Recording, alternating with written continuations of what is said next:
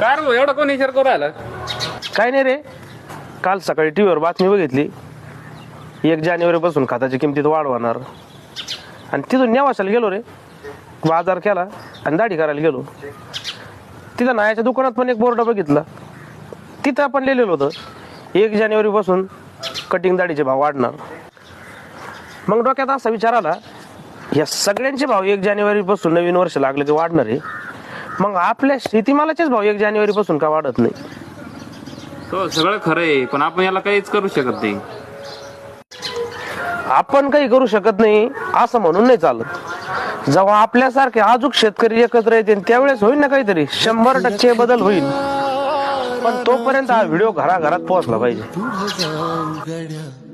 पाऊल थकलं नाही गड्या.